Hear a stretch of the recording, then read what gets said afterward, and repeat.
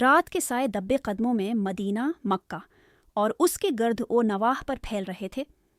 سردیوں کی اس رات میں چاندنی کی روشنی مکہ کی پہاڑیوں پر چمک رہی تھی، لیکن آج کی رات کوئی عام رات نہ تھی۔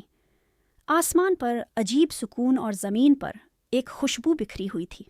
ستارے جیسے جھک کر زمین کو دیکھ رہے تھے اور ہوائیں سرگوشیاں کر رہی تھیں۔ قریش اور بنی ہاشم میں خوشی کا سماں عبد المطلب کے گھر میں روشنیوں کی بہار تھی۔ گھر کی فضا میں خوشبو بسی تھی اور ہر چہرہ خوشی سے دمک رہا تھا۔ عبد المطلب کو جب خبر ملی کہ ان کے فرزند عبداللہ کی نشانی دنیا میں آ چکی ہے تو ان کا دل فرتی مسرت سے جھوم اٹھا۔ قریش میں ایک نئی روشنی کا آغاز ہو چکا تھا۔ ہر طرف یہ خبر گونج رہی تھی کہ حضرت آمنہ کے گھر ایک ایسا بچہ پیدا ہوا ہے جس کا نور ساری کائنات میں بکھر رہا ہے۔ یہودیوں کی بے چینی اور پریشانی مدینہ میں کئی یہودی علما بیٹھے اپنے صحیفے کھنگال رہے تھے۔ ان کے بزرگوں سے سن رکھا تھا کہ آخری نبی کے آنے کی گھڑی قریب ہے، لیکن ان کا خیال تھا کہ وہ نبی بنی اسرائیل میں ہی ہوگا۔ اچانک ایک یہودی عالم گھبرا کر بولا، آج کچھ غیر معمولی ہوا ہے۔ آسمان پر وہ ستارہ نمودار ہوا ہے جو اس نبی کی آمد کی نشانی ہے جس کی خبر تورات میں دی گئی ہے، لیکن یہ عرب میں پیدا ہوا ہے۔ یہ خبر سنتے ہی کئی یہودی علما کے چہروں پر پریشانی چھا گئی۔ وہ جان چکے تھے کہ آخری نبی آ چکا ہے اور اب ان کی پیش گوئیوں کی حقیقت دنیا کے سامنے کھلنے والی ہے۔ گرجا گھروں اور آتش کدوں میں حیرت انگیز واقعات روم اور ایران میں بھی عجیب واقعات ہو رہے تھے۔ فارس کا عظیم آتش کدہ جو 1000 سال سے روشن تھا یکایک بجھ ہو گیا تھا۔ یہ وہی آتش کدہ تھا جسے مجوسی اپنی سب سے بڑی عبادت گاہ مانتے تھے۔ آتش پرست حیران و پریشان کھڑے تھے۔ ان کی عقل کام نہیں کر رہی تھی کہ یہ کیسے ممکن ہوا۔ کعبہ میں عجیب روشنی، مکہ میں کعبہ کی فضا بھی غیر معمولی تھی۔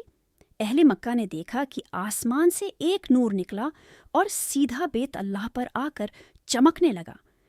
کئی لوگ حیران تھے، کچھ سجدے میں گر گئے، کچھ خوفزدہ تھے، مگر زیادہ تر لوگوں کے دلوں میں ایک انوکھی خوشی نے جنم لے لیا تھا۔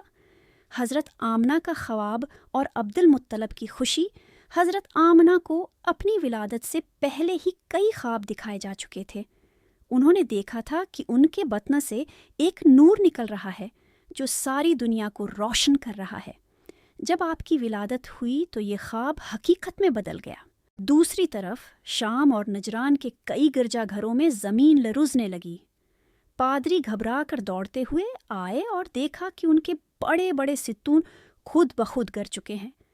کچھ دیر بعد ایک پادری چیخ کر بولا، یہ وہی وقت ہے جس کا ذکر انجیل میں کیا گیا تھا، وہ آخری نبی آ چکا ہے۔ عبد المطلب اپنے پوتے کو دیکھ کر خوشی سے نہال ہو گئے۔ انہوں نے اسے گود میں اٹھایا اور کہا، یہ میرا پوتا ہے محمد، یہ ایسا ہوگا جس کی تعریف زمین و آسمان میں کی جائے گی۔ ساری دنیا میں ایک تبدیلی کی لہر۔ یہ وہ رات تھی جب ظلمت کی جگہ روشنی نے لے لی، جب جہالت کے اندھیروں پر علم کے اجالے نے قدم رکھا۔ ایک ایسا نبی دنیا میں آ چکا تھا جو محبت، رحمت اور ہدایت کا پیامبر بن کر آیا تھا۔ اسی رات مکہ کی ہوائیں خوشبوؤں سے مہک رہی تھیں۔ ہر چیز میں ایک خوشگوار تبدیلی تھی۔